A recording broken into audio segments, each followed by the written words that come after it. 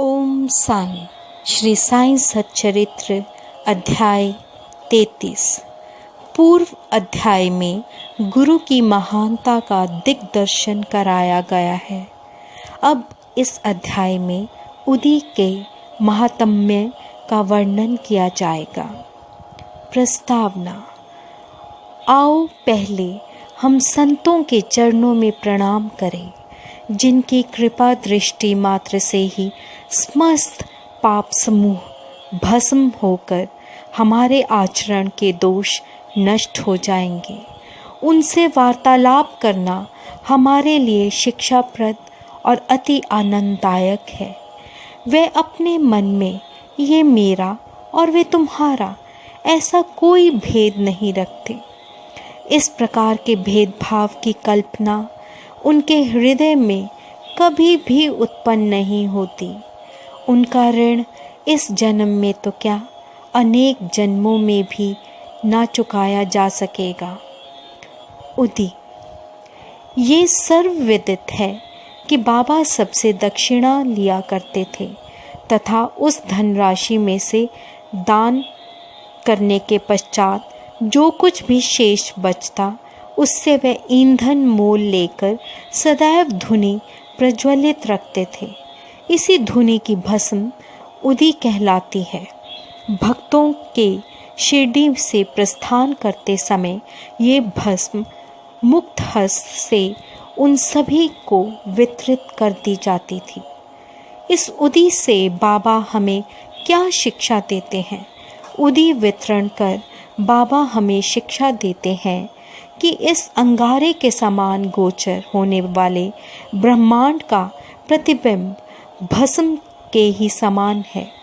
हमारा तन भी ईंधन सदृश ही है, अर्थात पंचभूतादि से निर्मित है, जो कि सांसारिक भोग आदि के उपरांत विनाश को प्राप्त होकर भस्म के रूप में परिणत हो जाएगा। भक्तों को इस बात की स्मृति दिलाने के हेतु ही कि अंत में ये देह भस्म सदृश होने वाली है, बाबा उदी वितरण किया करते थे। बाबा इस उदी के द्वारा एक और भी शिक्षा प्रदान करते हैं कि इस संसार में ब्रह्म ही सत्य और जगत मिथ्या है। इस संसार में वस्तुतः कोई किसी का पिता, पुत्र अथवा स्त्री नहीं है। हम जगत में अकेले ही आए हैं और अकेले ही जाएंगे। पूर्व में ये देखने में आ चुका है और अभी भी अनुभव किया जा रहा है कि इस उदी ने अनेक शारीरिक और मानसिक रोगियों को स्वास्थ्य प्रदान किया है। यथार्थ में बाबा तो भक्तों को दक्षिणा और उदी द्वारा सत्य और असत्य में विवेक तथा असत्य के त्याग का सिद्धांत समझाना चाहते थे। इस उदी से वैराग्य और दक्षिणा से त्याग की शिक्षा मिलती है। इन दोनों के अभाव में इस माया रूपी भवसागर को पार करना कठिन है। इसलिए बाबा दूसरे के भोग स्वयं भोग कर दक्षिणा स्वीकार कर लिया करते थे। जब भक्तगण विदा लेते तब वे प्रसाद के रूप में उदी देकर और कुछ उनके मस्तक पर लगाकर अपना वरद हस्त उनके मस्तक पर रखते थे। जब बाबा प्रसन्नचित्त होते तब वे प्रेम पूर्वक गीत गाया करते थे। ऐसा ही एक भजन उदी के संबंध में भी है। भजन के बोल हैं, रमते राम आओ जी उदिया की गोनियाँ लाओ जी। बाबा ये शुद्ध और मधुर स्वर में गाते थे। ये सब तो उदी के आध्यात्मिक प्रभाव के संबंध में हुआ, परंतु उसमें भौतिक प्रभाव भी था, जिससे भक्तों को स्वास्थ्य, समृद्धि, चिंता मुक्ति एवं अनेक सांसारिक लाभ प्राप्त हुए। इसलिए उदी हमें आध्यात्मिक और सांसारिक लाभ पहुंचाती है। अब हम उदी की कथाएं प्रारंभ करते हैं। बिच्छू का डंक। नासिक के श्री नारायण मोतीराम जानी बाबा के परम भक्त थे। वे बाबा के अन्य भक्त रामचंद्र वामन मोडक के अधीन काम करते थे। एक बार वे अपनी माता के साथ शिरडी गए तथा बाबा के दर्शन का लाभ उठाया। तब बाबा ने उनकी माँ से कहा कि अब तुम्हारे पुत्र को नौकरी छोड़कर स्वतंत्र व्यवसाय करना चाहिए। कुछ दिन में बाबा के वचन सत्य निकले। नारायण जानी ने नौकरी छोड़कर एक उपाहार गृह आनंद आश्रम चलाना प्रारंभ कर दिया, जो अच्छी तरह चलने लगा। एक बार नारायण राव के एक मित्र को बिच्छू ने काट लिया, जिससे उसे असहनीय पीड़ा होने लगी। ऐसे प्रसंगों में उदी तो रामबाण प्रसिद्ध ही है। काटने के स्थान पर केवल उसे लगा ही तो देना है। नारायण ने उदी खोजी, परंतु कहीं ना मिल सकी। उन्होंने बाबा के चित्र के समक्ष खड़े होकर उनसे सहायता की प्रार्थना की और उनका नाम लेते हुए उनके चित्र के सम्मुख जलती हुई अगरबत्ती में से एक चुटकी भस्म बाबा की उदी मानकर बिच्छू के डंक मारने के स्थान पर लेप कर दिया। वहाँ से उनके हाथ हटाते ही पीड़ा तुरंत मिट गई और दोनों अति प्रसन्न होकर चले गए। प्लेग की गांठ। एक समय एक भक्त बांद्रा में था। उसे वहाँ पता चला कि उसकी लड़की जो दूसरे स्थान पर है प्लेग ग्रस्त है और उसे गिल्टी निकल आई है। उनके पास उस समय उदी नहीं थी, इसलिए उन्होंने नाना चांदोरकर के पास उदी भेजने के लिए सूचना भेजी।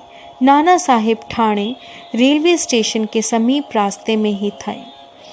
जब उनके पास ये सूचना पहुंची, वे अपनी पत्नी सहित कल्याण जा रहे थे। उनके पास भी उस समय उदी नहीं थी, इसलिए उन्होंने सड़क पर से कुछ धूल उठाई और श्री साईं बाबा का ध्यान कर उनसे सहायता की प्रार्थना की तथा उस धूल को अपनी पत्नी के मस्तक पर लगा दिया। वह भक्त खड़े खड़े ये सब नाटक देख रहा था। जब वह घर लौटा तो उसे जानकर अति हर्ष हुआ कि जिस समय से नाना साहेब ने ठाणे रेलवे स्टेशन के पास बाबा से सहायता करने की प्रार्थना की, तभी से उनकी लड़की की स्थिति में पर्याप्त सुधार हो चला था, जो गत 3 दिनों से पीड़ित थी। जामनेर का विलक्षण चमत्कार। सन 1904-5 में नाना साहेब चांदोरकर खानदेश ज़िले में जामनेर में मामलदार थे। जामनेर शिरडी से लगभग 100 मील से भी अधिक दूरी पर है। उनकी पुत्री मैनाताई गर्भावस्था में थी और प्रसव काल समीप ही था। उसकी स्थिति अति गंभीर थी। 2-3 दिनों से उसे प्रसव वेदना हो रही थी। नाना साहेब ने सभी संभव प्रयत्न किए, परंतु वे सब व्यर्थ ही सिद्ध हुए। तब उन्होंने बाबा का ध्यान किया और उनसे सहायता की प्रार्थना की। उस समय शिरडी में एक रामगीर बुवा, जिन्हें बाबा बापूगीर बुवा के नाम से पुकारते थे, अपने घर खानदेश को लौट रहे थे। बाबा ने उन्हें अपने समीप बुलाकर कहा कि तुम घर लौटते समय थोड़ी देर के लिए जामनेर में उतरकर ये उदी और आरती श्री नाना साहेब को दे आना। रामगीर बुवा बोले कि मेरे पास केवल 2 ही रुपए हैं, जो कठिनाई से जलगांव तक के किराए को ही पर्याप्त होंगे। फिर ऐसी स्थिति में जलगांव से 30 मील और आगे जाना मेरे लिए कैसे संभव होगा। बाबा ने उत्तर दिया, चिंता की कोई बात नहीं, तुम्हारी सब व्यवस्था हो जाएगी। तब बाबा ने श्यामा से माधव अटकर द्वारा रचित प्रसिद्ध आरती की प्रतिलिपि कराई और उदी के साथ नाना साहेब के पास भेज दी। बाबा के वचनों पर विश्वास कर रामगीर बुआ ने शिरडी से प्रस्थान कर दिया और 2:45 बजे रात्रि को जलगांव पहुँचे। इस समय उनके पास केवल 2 आने ही शेष थे, जिससे वे बड़ी दुविधा में थे। इतने में ही एक आवाज़ उनके कानों में पड़ी कि शिरडी से आए हुए बापूगीर बुआ कौन है। उन्होंने आगे बढ़कर बतलाया कि मैं शिरडी से आ रहा हूँ और मेरा ही नाम बापूगीर बुआ है। उस चपड़ासी ने, जो कि अपने आप को नाना साहेब चांदोरकर द्वारा भेजा हुआ बतला रहा था, उन्हें बाहर लाकर एक शानदार तांगे में बिठाया जिसमें 2 सुंदर घोड़ी जूते हुए थे। अब वे दोनों रवाना हो गए। तांगा रोककर घोड़ों को पानी पिलाया। इसी बीच चपरासी ने रामगीर बुआ से थोड़ा सा नाश्ता करने को कहा। उसकी दाढ़ी मूछें तथा अन्य वेशभूषा से उसे मुसलमान समझकर उन्होंने जलपान करना अस्वीकार कर दिया। तब उस चपरासी ने कहा कि मैं गढ़वाल का क्षत्रिय वंशी हिंदू हूँ। ये सब नाश्ता नाना साहेब ने आपके लिए ही भेजा है तथा उसमें आपको कोई आपत्ति और संदेह नहीं करना चाहिए। तब वे दोनों जलपान कर पुनः रवाना हुए और सूर्योदय काल में जामनेर पहुंच गए। रामगीर बुआ लघु शंका को गए और थोड़ी देर में जब वे लौट कर आए तो क्या देखते हैं कि वहाँ ना तो तांगा था, ना तांगे वाला और ना ही तांगे के घोड़े। उनके मुख से एक शब्द भी नहीं निकल रहा था।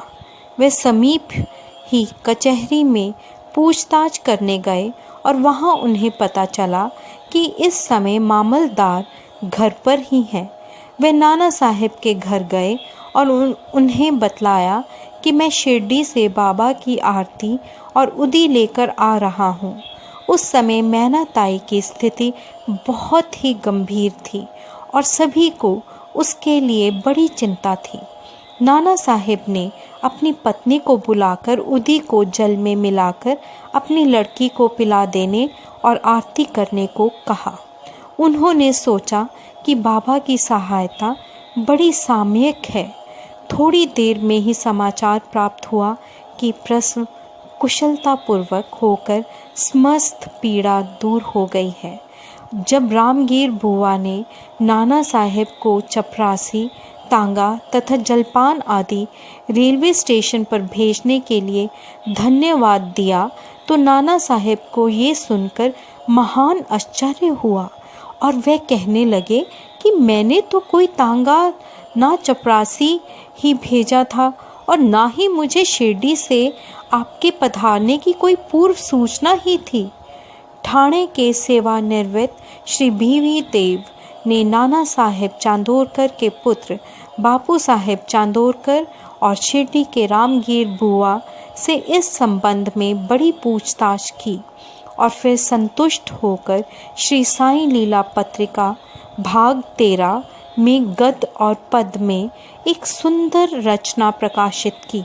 श्री बीवी नरसिंह स्वामी ने भी मैना ताई, बापू साहेब चांदोरकर और रामगीर बुआ के कथन लिए हैं, जो कि क्रमश 1 जून 1936, 16 सितंबर 1936 और 1 दिसंबर 1936 को छपे हैं और ये सब उन्होंने अपनी पुस्तक भक्तों के अनुभव भाग 3 में प्रकाशित किए हैं। निम्नलिखित प्रसंग रामगीर बुआ के कथा अनुसार उद्धृत है। एक दिन मुझे बाबा ने अपने समीप बुलाकर एक उदी की पुड़िया और एक आरती की प्रतिलिपि देकर आज्ञा दी कि जामनेर जाओ और ये आरती तथा उदी नाना साहेब को दे दो। मैंने बाबा को बताया कि मेरे पास केवल 2 रुपए हैं, जो कि कोपर गांव से जलगांव जाने और फिर वहां से बैलगाड़ी द्वारा जामनेर जाने के लिए अपर्याप्त हैं। बाबा ने कहा, अल्लाह देगा। शुक्रवार का दिन था। मैं शीघ्र ही रवाना हो गया। मैं मनमाड़ 3:30 बजे सायंकाल और जलगांव रात्रि को 2:45 पर पहुंचा। उस समय प्लेग निवारक आदेश जारी थे, जिससे मुझे असुविधा हुई और मैं सोच रहा था कि कैसे जामनेर पहुंचूं। रात्रि को 3 बजे एक चपरासी आया जो पैर में बूट पहने था, सिर पर पगड़ी बांधे व अन्य पोशाक भी पहने था। उसने मुझे तांगे में बैठा लिया और तांगा चल पड़ा। मैं उस समय भयभीत सा हो रहा था। मार्ग में भगूर के समीप मैंने जलपान किया।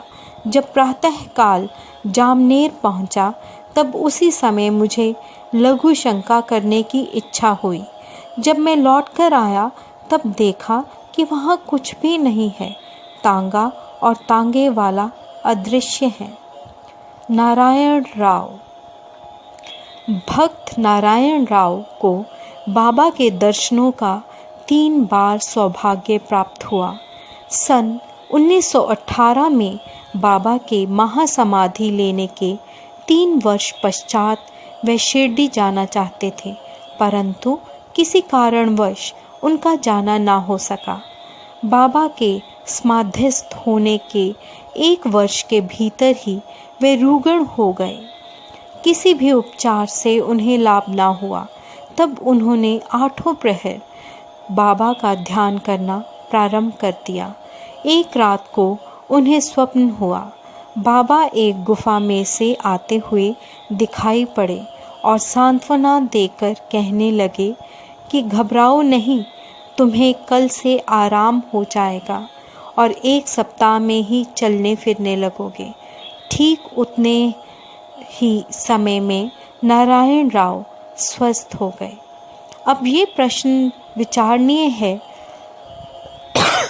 कि क्या बाबा देहधारी होने से जीवित कहलाते थे और क्या उन्होंने देह त्याग दी इसलिए मृत हो गए? नहीं, बाबा अमर हैं क्योंकि वह जीवन और मृत्यु से परे हैं। एक बार भी अनन्य भाव से जो उनकी शरण में जाता है, वह कभी भी हो, कहीं भी हो, उसे वह सहायता पहुंचाते हैं। वह तो सदा हमारे साथ ही खड़े हैं और चाहे जैसा रूप लेकर भक्त के समक्ष प्रकट होकर उसकी इच्छा पूर्ण कर देते हैं। अप्पा साहेब कुलकर्णी। सन 1917 में अप्पा साहेब कुलकर्णी के शुभ दिन आए। उनका ठाणे को स्थानांतरण हो गया। उन्होंने बाला साहेब भाटे द्वारा प्राप्त बाबा के चित्र का पूजन करना आरंभ कर दिया। उन्होंने सच्चे हृदय से पूजा की। वे हर दिन फूल, चंदन और नैवेद्य बाबा को अर्पित करते और उनके दर्शनों की बड़ी अभिलाषा रखते थे। इस संबंध में इतना तो कहा जा सकता है कि भावपूर्वक बाबा के चित्र को देखना ही बाबा के प्रत्यक्ष दर्शन के सदृश है। नीचे लिखी कथा से ये बात स्पष्ट हो जाती है। बाला बुआ सुतार। बम्बई में एक बाला बुआ नाम के संत थे जो कि अपनी भक्ति, भजन और आचरण के कारण आधुनिक तुकाराम के नाम से विख्यात थे। सन 1917 में वे शिरडी आए। जब उन्होंने बाबा को प्रणाम किया तो बाबा कहने लगे कि मैं तो इन्हें 4 वर्षों से जानता हूँ। बाला बुआ को आश्चर्य हुआ और उन्होंने सोचा कि मैं तो प्रथम बार ही शिरडी आया हूँ, फिर ये कैसे संभव हो सकता है। गहन चिंतन करने पर उन्हें बाबा के शब्दों की यथार्थता का बोध हो गया और वे मन ही मन कहने लगे कि संत कितने सर्वव्यापक और सर्वज्ञानी होते हैं तथा अपने भक्तों के प्रति उनके हृदय में कितनी दया होती है। मैंने तो केवल उनके चित्र को ही नमस्कार किया था, तो भी ये घटना उनको ज्ञात हो गई। इसलिए उन्होंने मुझे इस बात का अनुभव कराया है कि उनके चित्र को देखना ही उनके दर्शन करने के सदृश है। अब हम अप्पा साहेब की कथा पर आते हैं। जब वे ठाणे में थे तो उन्हें भिवंडी दौरे पर जाना पड़ा, जहाँ से उन्हें 1 सप्ताह में लौटने की संभावना न थी। उनकी अनुपस्थिति में तीसरे दिन उनके घर में निम्नलिखित विचित्र घटना हुई। दोपहर के समय अप्पा साहेब के घर पर एक फकीर आया, जिसकी आकृति बाबा के चित्र से ही मिलती जुलती थी। श्रीमती कुलकर्णी तथा उनके बच्चों ने उनसे पूछा कि आप शिरडी के श्री साईं बाबा तो नहीं हैं? इस पर उत्तर मिला कि वे तो साईं बाबा के आज्ञाकारी सेवक हैं और उनकी आज्ञा से ही आप लोगों की कुशल क्षेम पूछने यहाँ आए हैं। फकीर ने दक्षिणा मांगी तो श्रीमती कुलकर्णी ने उन्हें 1 रुपया भेंट किया। तब फकीर ने उन्हें उदी की एक पुड़िया देते हुए कहा कि इसे अपने पूजन में चित्र के साथ रखो। इतना कहकर वह वहाँ से चला गया। अब बाबा की अद्भुत लीला सुनिए। भिवंडी में अप्पा साहेब का घोड़ा बीमार हो गया, जिससे वह दौरे पर आगे ना जा सके। तब उसी शाम को वह घर लौट आए। घर आने पर उन्हें पत्नी के द्वारा फकीर के आगमन का समाचार प्राप्त हुआ। उन्हें मन में थोड़ी अशांति सी हुई कि मैं फकीर के दर्शनों से वंचित रह गया तथा पत्नी द्वारा केवल 1 रुपया दक्षिणा देना उन्हें अच्छा न लगा। वे कहने लगे कि यदि मैं उपस्थित होता तो 10 रुपये से कम कभी न देता। तब वे भूखे ही फकीर की खोज में निकल पड़े। उन्होंने मस्जिद एवं अन्य कई स्थानों पर खोज की, परंतु उनकी खोज व्यर्थ ही सिद्ध हुई। पाठक अध्याय 32 में कहे गए बाबा के वचनों का स्मरण करें कि भूखे पेट ईश्वर की खोज नहीं करनी चाहिए। अप्पा साहेब को शिक्षा मिल गई। भोजन के उपरांत वे जब अपने मित्र श्री चित्रे के साथ घूमने को निकले, तब थोड़ी ही दूर जाने पर उन्हें सामने से एक फकीर तेज गति से आता हुआ दिखलाई पड़ा। अप्पा साहेब ने सोचा कि ये तो वही फकीर प्रतीत होता है जो मेरे घर पर आया था, तथा उसकी छवि भी बाबा के चित्र के अनुरूप ही है। फकीर ने तुरंत ही हाथ बढ़ाकर दक्षिणा मांगी। अप्पा साहेब ने उन्हें 1 रुपया दे दिया। तब वे और मांगने लगा। अब अप्पा साहेब ने 2 रुपये दिए, तब भी उसे संतोष न हुआ। उन्होंने अपने मित्र चित्रे से 3 रुपये उधार लेकर दिए, फिर भी वह मांगता ही रहा। तब अप्पा साहेब ने उसे घर चलने को कहा। सब लोग घर आए और अप्पा साहेब ने उन्हें 3 रुपये और दिए, अर्थात कुल 9 रुपये। फिर भी वह असंतुष्ट प्रतीत होता था और मांगे ही जा रहा था। तब अप्पा साहेब ने कहा कि मेरे पास तो 10 रुपये का नोट है। तब फकीर ने नोट ले लिया और 9 रुपये लौटाकर चला गया। अप्पा साहेब ने 10 रुपये देने को कहा था, इसलिए उनसे 10 रुपये ले लिए और बाबा द्वारा स्पर्शित 9 रुपये उन्हें वापस मिल गए। अंक 9 रुपये अर्थपूर्ण हैं तथा नव विद्या भक्ति की ओर इंगित करते हैं। यहाँ ध्यान दें कि लक्ष्मीबाई को भी उन्होंने अंत समय में 9 रुपये ही दिए थे।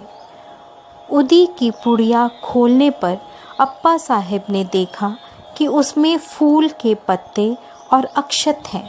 जब वे कालांतर में शिरडी गए तो उन्हें बाबा ने अपना एक केश भी दिया उन्होंने उदी और केश को एक ताबीज़ में रखा और उसे वे सदैव हाथ पर बांधते थे। अब अप्पा साहेब को उदी की शक्ति विदित हो चुकी थी। वे कुशाग्र बुद्धि के थे। प्रथम उन्हें 40 रुपये मासिक मिलते थे, परंतु बाबा की उदी और चित्र प्राप्त होने के बाद उनका वेतन कई गुना हो गया तथा उन्हें मान और यश भी मिला। इन अस्थायी आकर्षणों के अतिरिक्त उनकी आध्यात्मिक प्रगति भी शीघ्रता से होने लगी। इसलिए सौभाग्यवश जिनके पास उदी है, उन्हें स्नान करने के पश्चात मस्तक पर धारण करना चाहिए और कुछ जल में मिलाकर तीर्थ की तरह ग्रहण करना चाहिए। हरिभाव कर्णिक। सन 1917 में गुरु पूर्णिमा के शुभ दिन ढाणू जिला ठाणे के हरिभाव कर्णिक शिरडी आए तथा उन्होंने बाबा की यथाविधि पूजन किया। उन्होंने वस्तुएं और दक्षिणा आदि भेंट कर श्यामा के द्वारा बाबा से लौटने की आज्ञा प्राप्त की। वे मस्जिद की सीढ़ियों से उतरे ही थे कि उन्हें विचार आया कि बाबा को 1 रुपया और अर्पण करना चाहिए। वे श्यामा को संकेत से वे पीछे मुड़े और मुड़ना चाहते थे, तो श्यामा ने संकेत से उन्हें बताया कि बाबा से जाने की आज्ञा प्राप्त करने के बाद वापस लौटना नहीं चाहिए। परंतु श्यामा का ध्यान उनकी ओर नहीं गया, इसलिए वे घर को चल पड़े। मार्ग में वे नासिक में श्री कालाराम के मंदिर में दर्शन को गए। संत नरसिंह महाराज, जो कि मंदिर के मुख्य द्वार के भीतर बैठा करते थे, भक्तों को वहीं छोड़कर हरिभाव के पास आए और उन हाथ पकड़कर कहने लगे कि मुझे मेरा रुपया दे दो। कर्णिक को बड़ा आश्चर्य हुआ और उन्होंने सहर्ष रुपया दे दिया। उन्हें विचार आया कि मैंने बाबा को रुपया देने का मन में संकल्प किया था और बाबा ने ये रुपया नासिक के नरसिंह महाराज के द्वारा ले लिया। इस कथा से सिद्ध होता है कि सब संत अभिन्न हैं तथा वे किसी न किसी रूप में एक साथ ही कार्य किया करते हैं। श्री सद्गुरु साईनाथा प्रणमस्तु। शुभम भवतु। ओम साई। ओम साई। श्री साई सच्चरित्र अध्याय 33। पूर्व अध्याय में गुरु की महानता का दिग्दर्शन कराया गया है। अब इस अध्याय में उदी के महात्म्य का वर्णन किया जाएगा। प्रस्तावना। आओ पहले हम संतों के चरणों में प्रणाम करें, जिनकी कृपा दृष्टि मात्र से ही समस्त पाप समूह भस्म होकर हमारे आचरण के दोष